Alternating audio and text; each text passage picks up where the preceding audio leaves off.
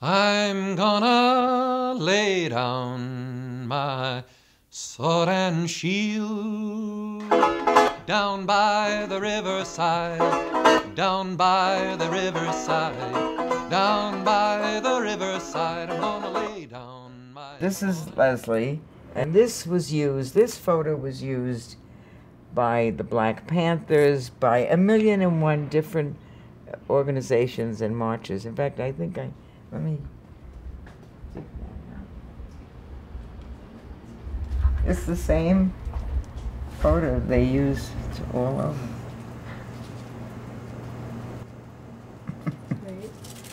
Free the Panther 21. I quit a good job to work with the Panther 21 in New York.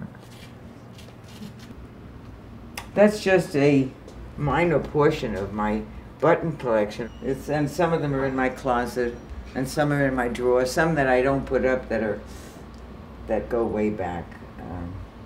Well, these go way. Some of these go back, and some are more recent. Free Bobby Seale. We shall overcome. Oh God. Citizens for Community Control. And I've been an activist all my life. At 16, I remember going on the subways with my brother, collecting money for the Spanish Civil War. And I was, I followed him, I adored him, so. Oh, here she is. Leslie installed as the Cambridge Commissioner on the status of women in Boston, in Cambridge, in 1979. I was very, very fortunate compared to a lot of people I know, extremely fortunate to have, just by the accident of birth, to have grown up in a family that was extremely political, not only in their thinking, but in their day-to-day lives and in activism. So some of my earliest memories are, in fact, about demonstrations. Oh, here's a little, when they were kids, stop nuclear tests. I remember once, actually, I don't even know how old I was. We lived in the Bronx in New York City, and there was a street, there was a corner where a lot of different streets all intersected. And there was a stop sign, there were stop signs on the various streets, but no light. And kids kept getting hit by cars. So one day, I went with my mother, and a lot of other kids with their mothers went, and we held hands and stretched across the street demanding that the city put in a stoplight there. And of course, it was not until many, many, many years later that I realized that that was the first act of civil disobedience that I had engaged in. Well, I have to say something funny about that event. Going down, I wore a red beret. I happened to wear a red beret on my head. And my mother was visiting us, and she said, I support what you're doing, but does everybody have to know you're a communist? She said, you don't have to show it to the cops. But we were successful. We did get streetlights there.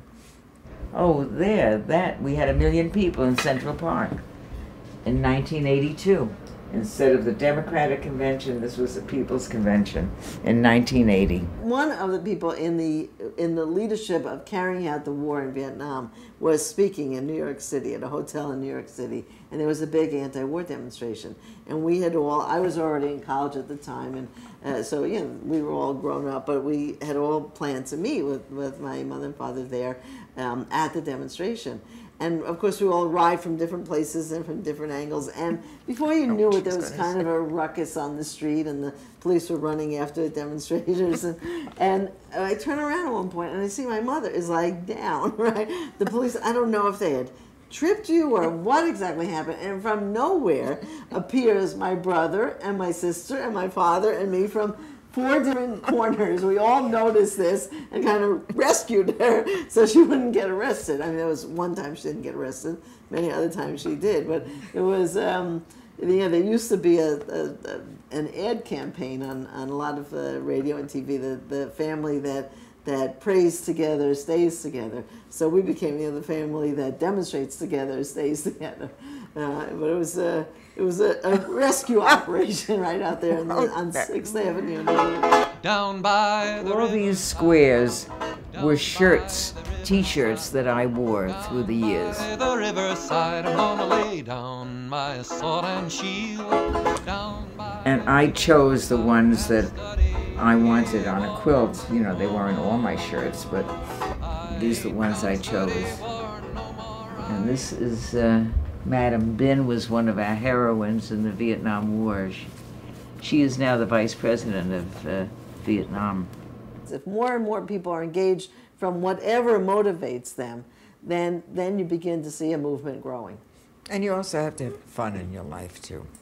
Really, I mean, you can't, Right. like, you know, come home and relax and either read or watch television, watch something stupid even. You know?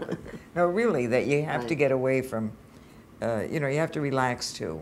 And I want you to know that Rosa Parks slept on my bed. I thought my kids would die when I told them. We were doing a some kind of tribunal about the horror of the war in Central America, in Nicaragua mainly. And Rosa Parks was invited to be one of the judges. And I got a call from the committee saying, can you put her up? So I said, I only have a one-bedroom, but I'd gladly put Rosa Parks in my bedroom. And she is one of the most humble people I've ever met.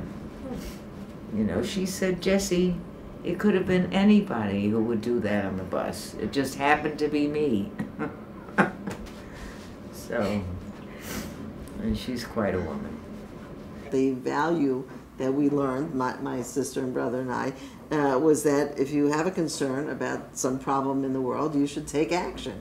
You should try to make a contribution, try and change the situation. I say to people, I feel very lucky. And what my kids have said to me is that that's not luck. You and Dad were examples to us, you know, and you did things that made us interested. Ain't gonna study